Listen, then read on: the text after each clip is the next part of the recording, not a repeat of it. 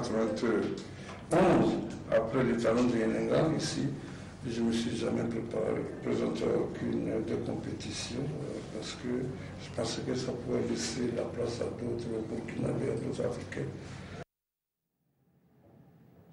Voilà, c'est une voix, un visage et surtout un talent qui aura marqué l'histoire du cinéma burkinabé et africain. Le réalisateur Idrissa Ouedraogo s'est éteint ce dimanche à Ouagadougou. La nouvelle a profondément touché le monde du cinéma, les autorités et autres anonymes.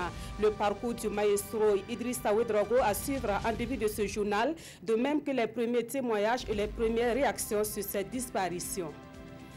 Conférence de Munich sur la sécurité, le président du FASO et d'autres personnalités ont animé un panel hier. La situation sécuritaire dans le Sahel a été décortiquée par les panélistes selon qui l'insécurité dans le Sahel s'est aggravée avec la crise libyenne. La résolution de ce problème passe donc par la restauration de l'État libyen et l'opérationnalisation de la force conjointe du G5 Sahel. Dans ce journal, nous consacrons notre grand format à la situation des zones non loties dans les grandes villes. Le ministère de l'Urbanisme et de l'Habitat a récemment communiqué sur sa nouvelle politique d'aménagement de ces zones non loties. Vous entendrez les réactions des habitants des zones concernées et le ministre de l'Urbanisme et de l'Habitat sera avec nous dans une vingtaine de minutes pour davantage éclairer l'opinion sur la restructuration des zones non loties. Et puis nous irons sur le site du lac BAM où les travaux de restauration lancés depuis 11 mois par le président du FASO peinent à démarrer. C'est un projet qui va coûter une dizaine de milliards de francs CFA pour une durée d'exécution de 5 ans. A-t-on déjà perdu une année dans la mise en œuvre de ce chantier? Explication à suivre avec l'unité de coordination mise en place pour conduire le projet. Mesdames, Messieurs, bonsoir. Cela dit, le cinéaste le plus prolifique du Burkina Faso a tiré sa révérence. Idrissa Ouedraogo est décédé ce matin à Ouagadougou à l'âge de 64 ans. Il aurait eu une carrière bien remplie avec des dizaines de films, tous genres confondus, qu'il a réalisés. Idrissa Ouedraogo a d'ailleurs été le premier cinéaste burkinabé à remporter les talons d'or de Yenenga. Retour sur son parcours avec Godefroy Bazi. J'ai eu ma vie, j'ai beaucoup de chance de connaître des grands frères, des aînés. Quand j'étais au lycée. Idrissa Ouedraogo est entré au Panthéon du cinéma mondial après avoir remporté le Grand Prix du jury au Festival de Cannes en 1990 avec Tilay et Étalon de Yenenga en 1991 à Ouagadougou avec la même œuvre. Et ce ne fut pas la seule récompense du cinéaste qui a engrangé les récompenses à Berlin, Tunis ou à Montréal. Cinéaste le plus prolixe de sa génération, le maestro, comme tous l'appelaient, a fait ses premiers pas dans le 7e art à l'Institut africain d'études cinématographiques de Ouagadougou, INAFEC, puis à Moscou et enfin à l'Institut des hautes études cinématographiques IDEC à la Sorbonne de Paris. Le parchemin de cette prestigieuse école en poche et les idées pleines la tête, il va les transformer en images. Passons sous silence ses courts-métrages, Poco, Issa le Tisserand ou Les Écueils, et évoquons ces nombreux longs métrages qui ont fait sa renommée. Yamdabo, le choix, ou Yaba, tourné dans le Yatenga, des œuvres qui ont eu la cote lors des FESPACO 87 et 89, mais c'est avec Tilay qui sera couronné en 1991. Il enchaînera avec le tournage de Karim Salah, de Samba Traoré, Ours d'argent à la Berlinale, du Cri du cœur de Kini Adams, tourné entre le Zimbabwe et l'Afrique du Sud. N'oublions pas La colère de Dieu et bien d'autres œuvres du maestro. À côté de ces chefs-d'œuvre, Idrissa Ouedraogo a réalisé de nombreuses séries, dont les plus célèbres sont Kadi Jolie et 100 jours pour convaincre. Il a tourné en 2016 sa dernière série, Djarabi, qui reste à être découverte par le public. Mais le maestro n'aura pas eu le temps de mettre en boîte son long métrage qui lui tenait tant à cœur, Boukari Koutou. Le scénario était prêt et le cinéaste optimiste sur les chances du Burkina de remporter un 3e étalon d'or à Ouagadougou l'année prochaine lors du 50e. Mais le film d'Avi a un clap de fin brutal. Bien nommés de Burkinabé ont connu ou côtoyé le cinéaste Idrissa Ouedraogo, l'homme qui a donc offert le premier étalon d'or de Nyenenga au Burkina Faso. Réalisateur, comédien, acteur de la culture et autres anonymes retiennent de lui un passionné du 7e art. Tous regrettent les nombreux projets sur lesquels travaillait Idrissa Ouedraogo dans le domaine du cinéma. On les entend au micro de Nongba Kouda et Aruna Amari. On a grandi ensemble. On est ensemble, ça fait plus de 50 ans. Donc,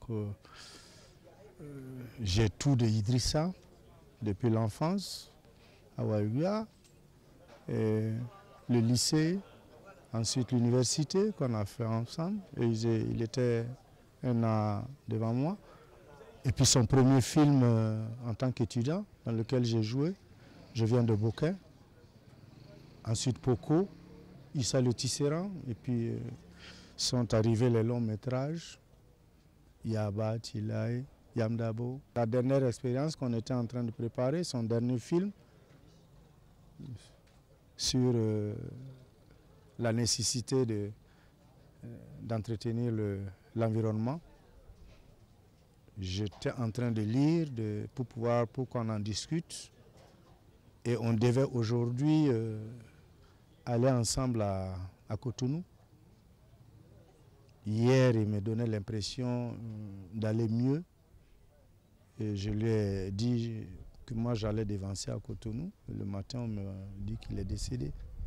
C'est avec vraiment de la douleur, le cœur rempli de douleur, de peine, que nous sommes là. Et c'était un grand Idrissa, c'était un baobab. Il s'est écroulé. Bah, merci. Merci. Idrissa Ouedraogo, c'est l'un des meilleurs cinéastes du Burkina Faso. C'est l'un des 2 cinéastes qui ont eu les talents d'or de Nyenenga au FESPACO. Et c'est une référence qui a beaucoup fait des films. Et il a été l'un de ceux qui ont représenté l'Afrique au Festival de Cannes.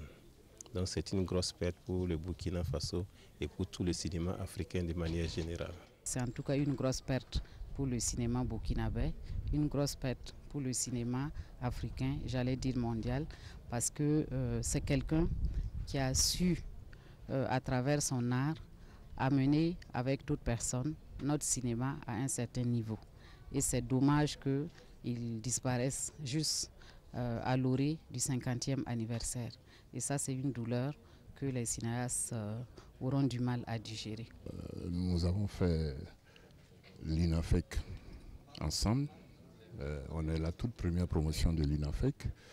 Et c'est vrai, on était camarades à l'école, mais aussi à la maison. Vraiment, je suis très très touché par cette information. C'est quelqu'un qui a beaucoup donné au cinéma burkinabé et qui pouvait continuer de donner, mais malheureusement, le Seigneur en a décidé autrement. Qu'est-ce qu'on y peut?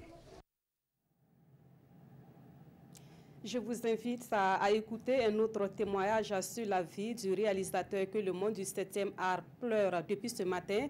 Un témoignage donné par Philippe Savadgo, ancien délégué général du FESPACO. Il était l'invité de l'édition de 13h. Avec beaucoup de douleur et de tristesse.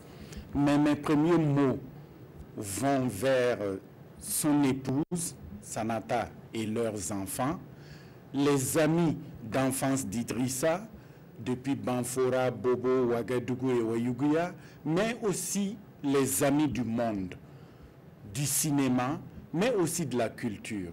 On peut dire que Idrissa était l'enfant terrible du cinéma africain. Idrissa Ouedraogo, on peut dire que c'était un métèque. C'était une personne qui avait une passion et surtout une vocation, mais qui était extrêmement généreux. L'on peut le dire, il était aussi en amitié et très tolérant. Et je crois que ces dernières semaines encore, lorsque nous nous sommes parlé, Idrissa nous parlait d'un projet. Et ce projet, c'était sur les mines et les carrières du Burkina. Il voulait faire un film qui puisse permettre une symbiose et un rapprochement sociétal entre ceux qui pourraient en profiter et comment aussi le pays pourrait tirer le meilleur. Donc pour moi, Idrissa était un homme à part entière, un artiste, certes, mais une personne très sensible et une personne très fidèle. Et puis, dans un tweet, le président du Faso dit que c'est avec une profonde tristesse qu'il a appris le décès du cinéaste Idrissa Ouédraogo. Pour lui, le Burkina Faso et l'Afrique viennent de perdre un réalisateur à l'immense talent, profondément attaché à son pays. Le président du Faso présente ses condoléances à la famille du disparu et à la communauté des cinéastes burkinabés et africains. Le programme des obsèques prévoit une veillée d'hommage au Sénasa demain lundi à partir de 20h. Le mardi 20 février, il y aura le transfert du corps de la mort à son domicile à Dassasgo. La levée du corps à son domicile est prévue pour 15h pour l'inhumation de Idrissa Ouédraogo au cimetière de Gounguin, toujours le mardi 20 février. En attendant, sachez que la RTB rend hommage ce soir au maestro Idrissa Ouédraogo. Elle vous propose un plateau spécial tout à l'heure à 21h15 dans une animation de Godefroy Bazé qui aura comme invité des acteurs du 7e art. Ce plateau sera suivi de la diffusion du court-métrage à Poco du réalisateur Idrissa Ouédraogo. Et toujours en hommage à ce cinéaste, le service des programmes de la RTB vous propose, après le dernier journal, le film Tilaï. Voilà, dans le reste de l'actualité, on s'intéresse à la conférence de Munich sur la sécurité, conférence à laquelle le président du Faso a participé. Hier, 17 février, Roch-Marc Christian Kaboré a animé un panel sur la situation sécuritaire dans le Sahel, aux côtés de Paul Kagame et de Moussa Faki Mahama. Pour les trois panélistes, l'insécurité dans le Sahel est exacerbée par la crise libyenne. Et pour changer la donne, il faut donc restaurer l'État libyen et assurer le financement de la force conjointe du G5 Sahel. Des précisions avec notre envoyé spécial, Draman Guéné. Roch-Marc Christian Kaboré du Burkina, Paul Kagame du Rwanda, président en exercice de l'Union africaine, Moussa Faki Mahamat de la Commission de l'Union africaine et l'émissaire malien. 4 représentants africains pour parler de la situation sécuritaire au Sahel au cours de ce panel. Le décor est planté par le président du Faso. Roch-Marc Christian Kaboré explique la genèse du problème du Sahel par la crise libyenne.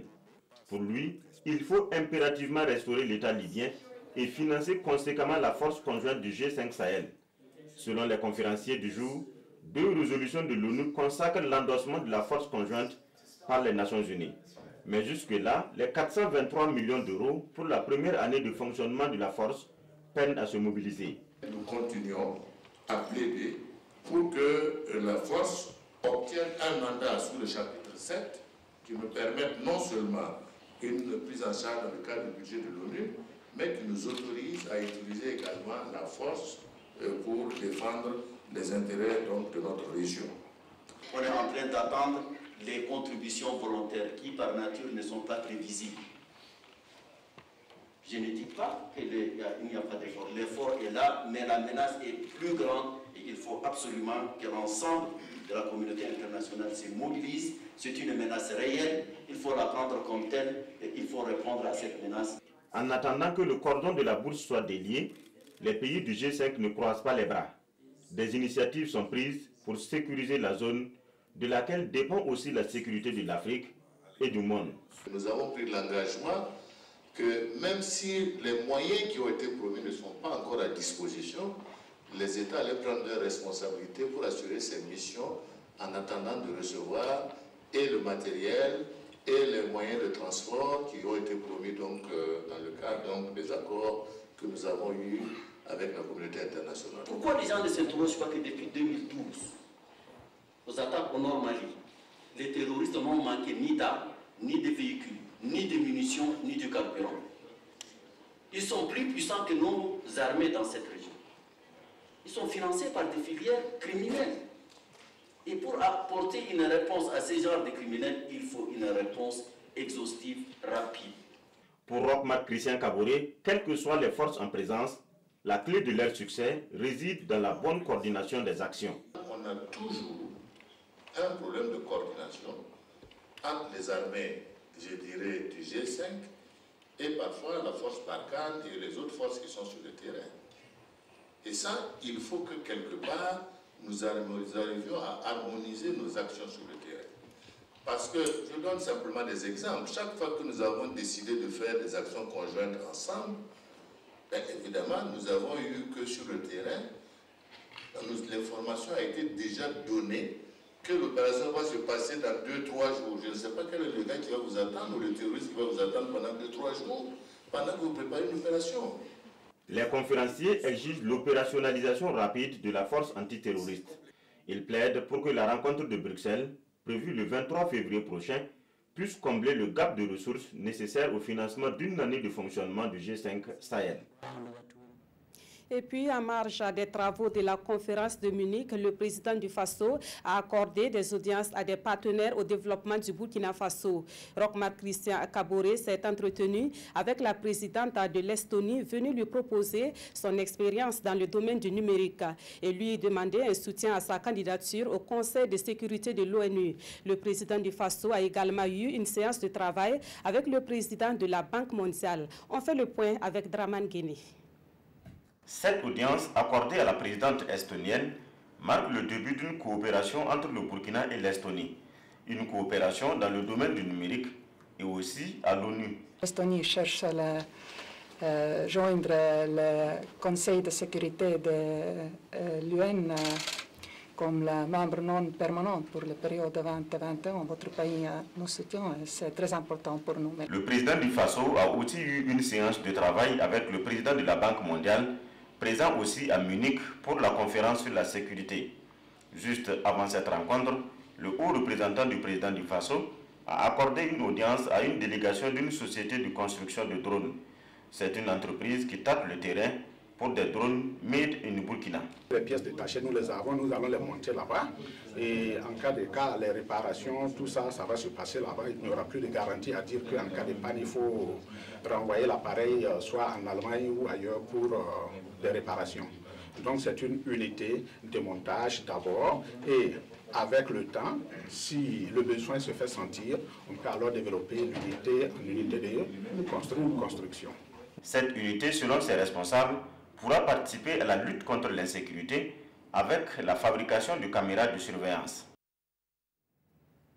Le président du Faso est rentré de Munich dans la nuit de samedi à dimanche et dès ce matin, il a accordé 2 audiences. Le chef de l'État a reçu le directeur général de la FAO, l'Organisation des Nations Unies pour l'agriculture. L'institution est présente au Burkina Faso depuis 40 ans et le renforcement de cette présence a été au menu des échanges.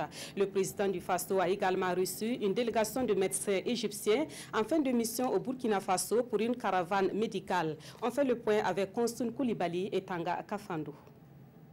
Ils sont au nombre de 30, 22 médecins dans 14 spécialités, des infirmiers et du personnel administratif. Après 11 jours passés dans les hôpitaux du Burkina dans le cadre de la caravane médicale, ces Égyptiens, accompagnés par l'ambassade d'Égypte, sont venus faire le point au président du Faso et le remercier pour le soutien. Pendant le séjour, ils ont fait 11 jours au Burkina, ils ont pu consulter à peu près 22 000 personnes, 22 000 consultations et 401 opérations chirurgicales. La suite, ils vont envoyer encore d'autres caravanes médicales et il y a d'autres projets en vue à travers l'ambassade d'Égypte comme le renforcement de capacités et la formation des médecins burkinabés et d'autres projets dans d'autres domaines. Fruit de la visite du président du Faso, Roch-Marc Christian Kaboré, au grand imam d'Al-Azhar, cette caravane est une première et augure bien d'autres dans le cadre de la coopération entre les deux pays.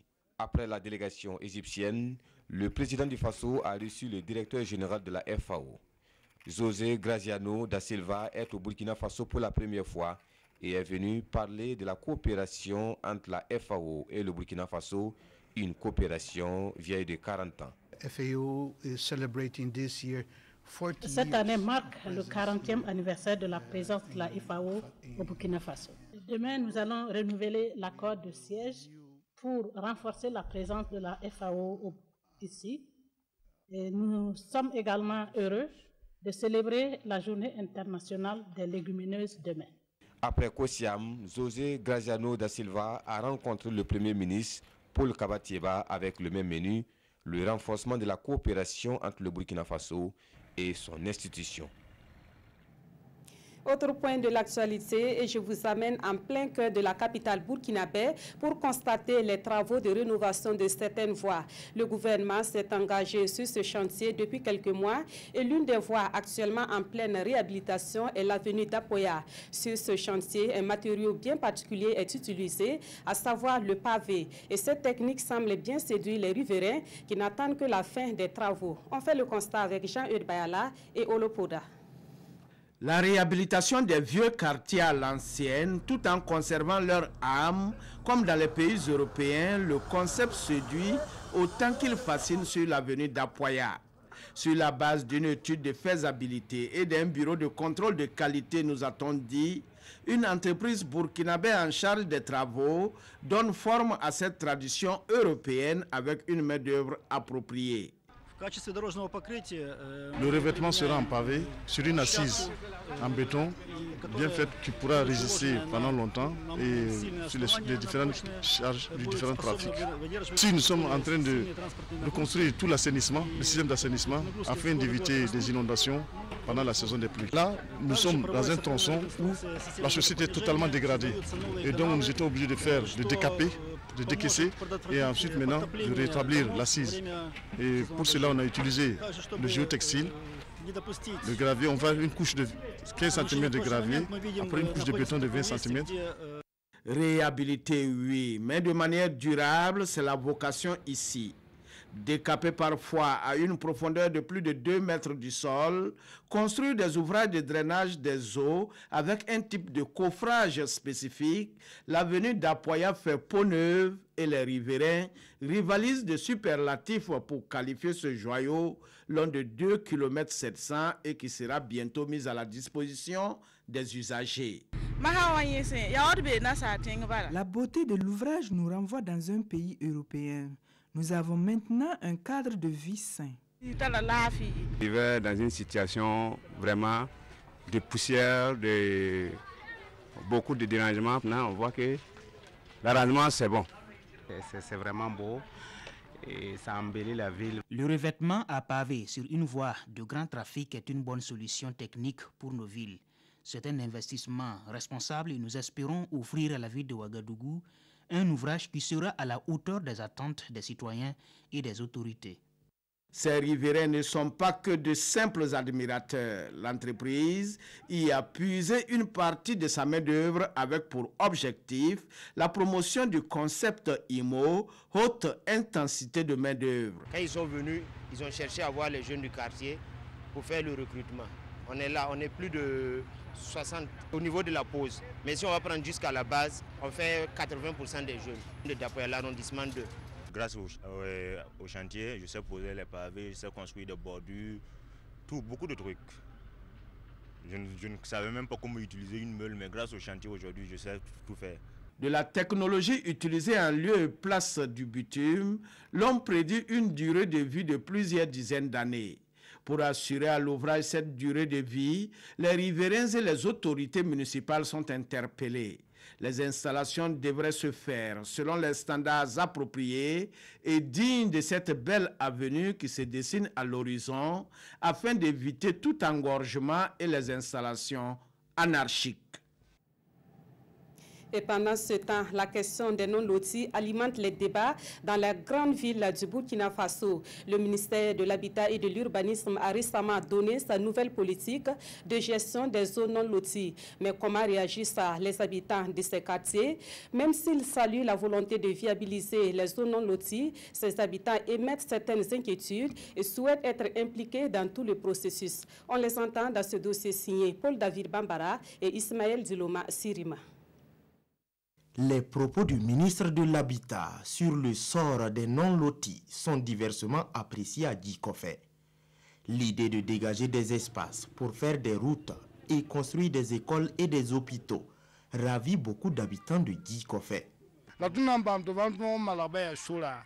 Si en plus des routes, on ajoute des caniveaux, nous serons très heureux.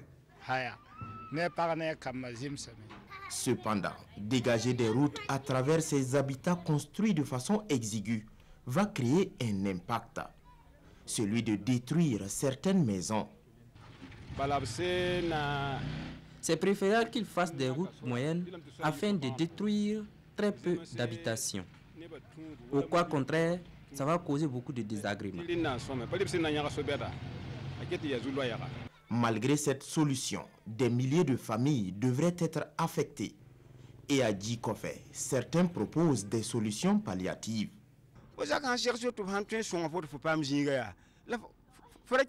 Si la route doit passer à l'endroit de ta maison et qu'on te trouve un autre terrain, il n'y a pas de problème. Tant que les personnes affectées trouvent un point de chute, il y aura moins de désagréments.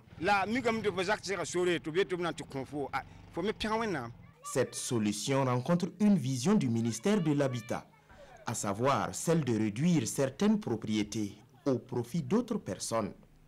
Cependant, le ministère de l'Habitat ne fait cas d'aucun dédommagement. On se demande alors pourquoi dans les zones non loties, certains construisent leurs maisons à coût de dizaines de millions de francs CFA. Comme j'ai entendu qu'il n'y a plus de non lotis encore, il n'y a plus de lotissement encore, à Ouaga encore, donc ça leur donne le courage maintenant de construire en dur. C'est ce qui fait qu'ils construisent en dur maintenant dans les non lotis. Ça a commencé, ça vaut à peu près 2 ans comme ça. Ensuite, tu as au moins investi au moins 20 millions, 10 millions dans une maison, que la route là vient prendre ta maison. Vraiment, je vois que c'est vraiment une perte, quoi. Sur cette question, cet habitant de Djikofé estime, tout comme le ministre Bonané, qu'ils le font à leur risque. Et à propos des autres questions, il demande au ministère de l'Habitat de discuter avec les habitants des zones non loties afin de trouver les solutions qui feront le moins de gorge chaude. Et nous sommes avec le ministre de l'Urbanisme et de l'Habitat, M. Maurice Dieudonné Bonané. Bonsoir, Monsieur le ministre. Bonsoir, Madame Kaori. Alors, merci d'être là pour éclairer davantage les Burkinabés sur ce sujet.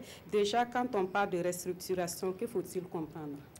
Bien, je pense qu'au cours de la conférence de presse que nous avons tenue la semaine dernière, nous avons parlé donc de restructuration des quartiers non lotis, des zones non loties.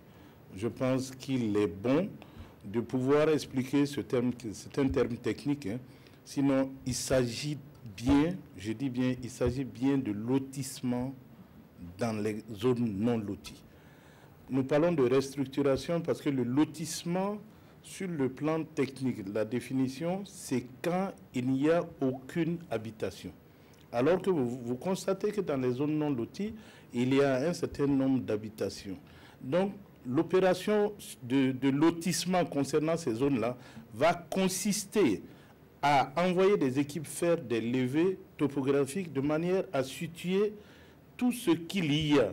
On va compléter ces levées avec des photographies aériennes qui sont réalisées au niveau de l'Institut géographique avant de pouvoir tracer les plans et voir surtout ce qui peut être sauvé. Contrairement à l'information qui a été distillée par certaines personnes, on ne va pas raser les quartiers non lotis. Je tiens à le dire ce soir sur votre plateau. D'accord. Voilà ce qui est clair. Mais à quoi vont ressembler les habitations dans ces zones qui seront restructurées? Mais ces zones seront restructurées de manière à ce que ceux qui y habitent, et cela, toutes ces opérations, nous avons dit, se feront en relation avec la participation des populations, mais surtout des autorités locales, les conseils municipaux. Parce ce qu'il faut retenir, c'est que le ministère de l'Urbanisme et de l'Habitat n'attribue pas de parcelles, ne gère pas le foncier sur le volet attribution. Cela revient aux autorités municipales, cela revient pour l'établissement de certains documents au ministère de l'économie et des finances qui a la gestion du foncier.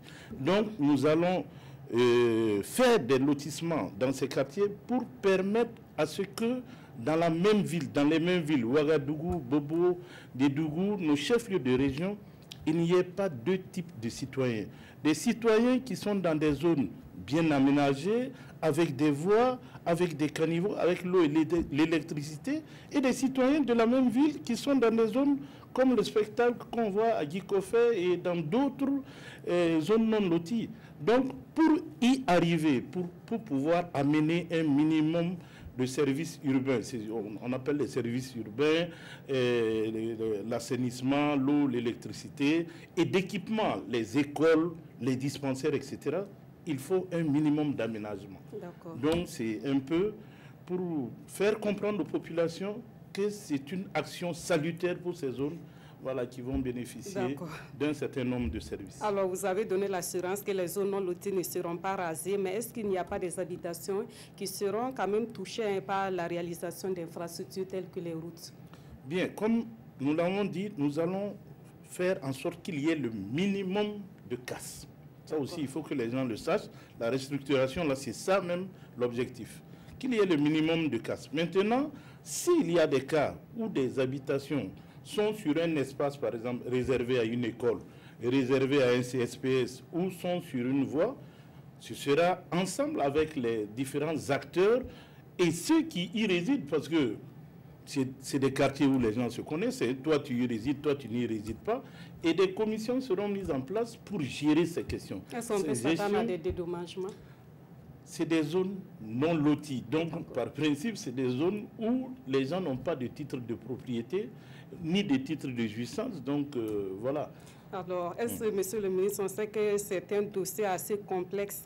Est-ce que vous n'avez pas peur de ne pas être compris au regard des réactions que cela suscite depuis quelques jours? Je ne sais pas qu'est-ce qui peut animer une peur. Hein. Ce programme fait partie des engagements du président du FASO, Roch-Marc Christian Kaboré, que ce soit le programme d'accès au logement, que ce soit le programme de restructuration de ces zones non loties, les programmes d'aménagement, tout cela fait partie du programme présidentiel. Et nous avons l'ambition de réaliser ces activités-là, de mettre en place donc toute cette infrastructure avec la participation des populations, comme je l'ai dit, et aussi avec la participation de l'ensemble des acteurs, parce que ce n'est pas seulement le ministère de l'Urbanisme et de l'Habitat qui intervient, mais il y a d'autres acteurs. Donc, ce sera un processus participatif. Les uns et les autres peuvent se rassurer. D'accord. On n'est pris par le temps, monsieur le ministre. Peut-être une réaction sur la CBH qui dénonce l'arrêt des chantiers au profit de ses membres concernant donc les logements sociaux à Bassenko. Certainement, vous avez suivi l'élément hier au 20h sur notre plateau. Quelle réaction? Bien.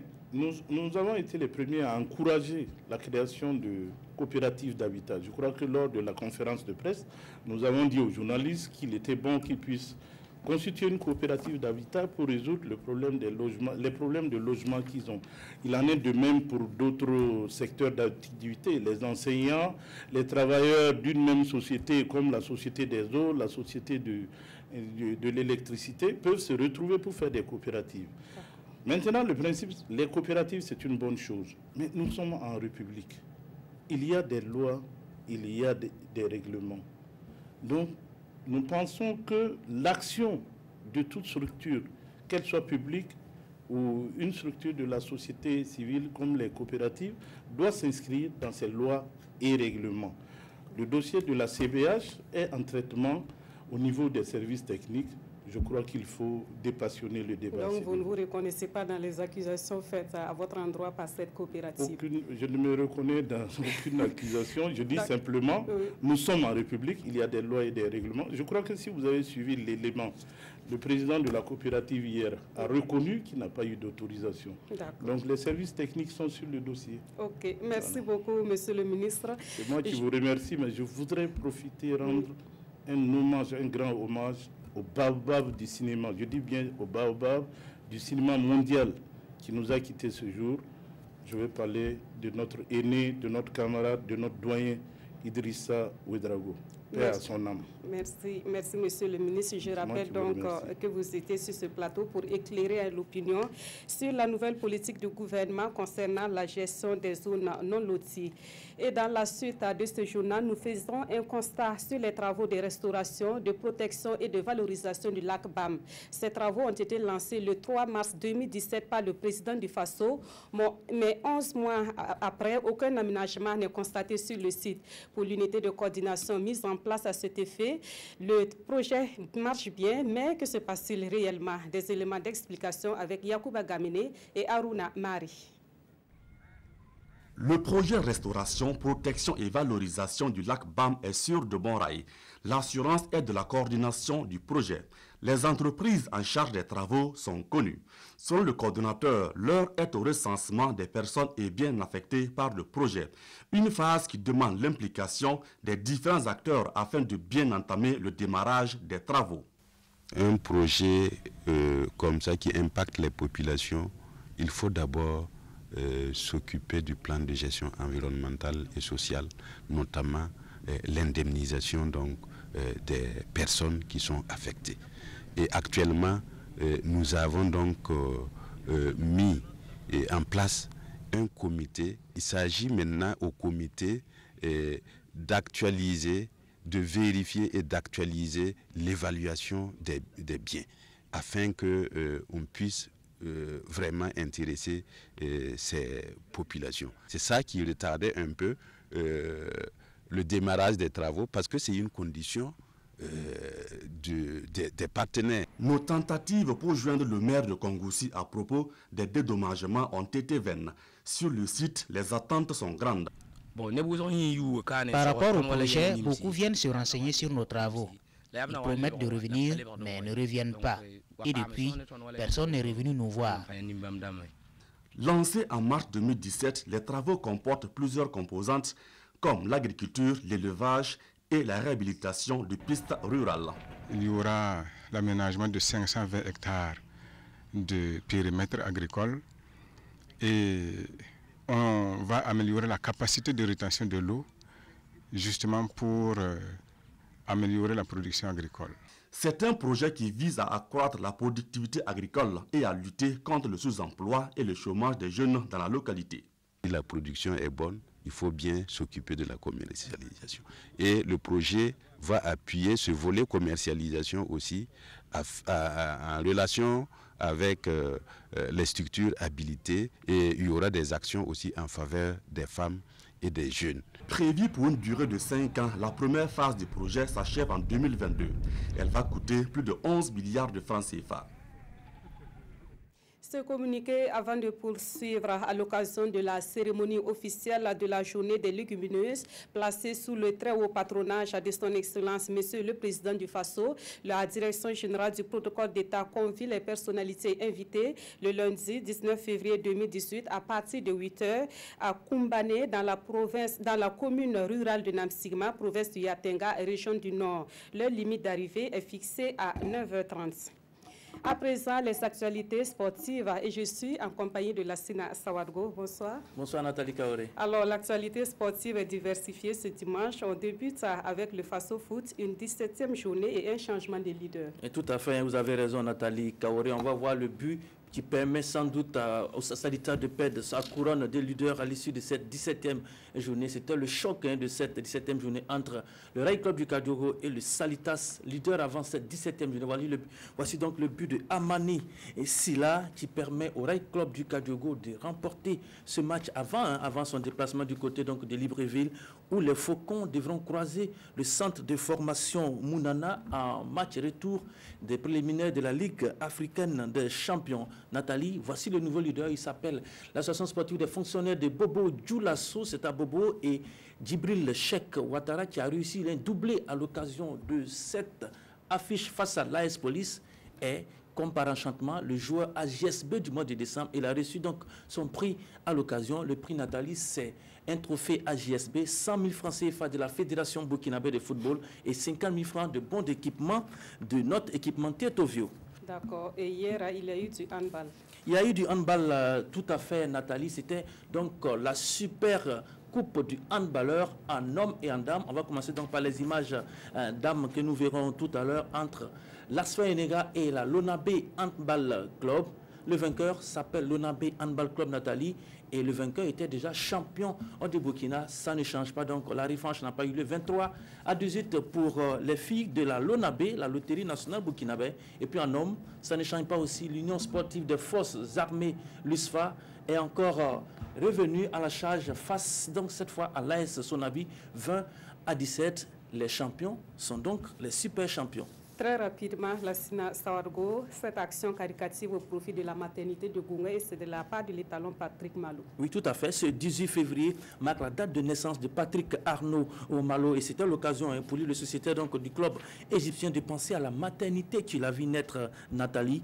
Et à l'occasion, il a fait un don en équipement de matériel, une table d'accouchement, 3 boîtes d'accouchement, un carton de gants, un stéthoscope, un tensiomètre électronique, 8 matelas d'hôpitaux, un pèse-bébé, 10 kits baignoires pour bébé. Donc on salue d'ailleurs cette action de Patrick Malo. Et puis en bref Nathalie, les étalons dames sont tombés cet après-midi du côté d'Abidjan dans le tournoi de l'UFOA face au Black Queen du Ghana sur le score de 4-1. Les étalons ne seront pas donc en demi-finale, mais c'est déjà un bon point pour cette équipe burkinabé qui est en train de monter. Merci Lassina Sawargo, merci aussi à vous qui avez suivi ce journal qui s'achève. Je vous rappelle que l'information principale, c'est le décès du réalisateur Idrissa Ouedraogo et tout à l'heure à 21h15, Godefroy Bazier et ses invités seront en direct pour un plateau spécial d'hommage à ce réalisateur décédé donc ce dimanche matin. Bonne suite de programme sur la RTV et à très bientôt.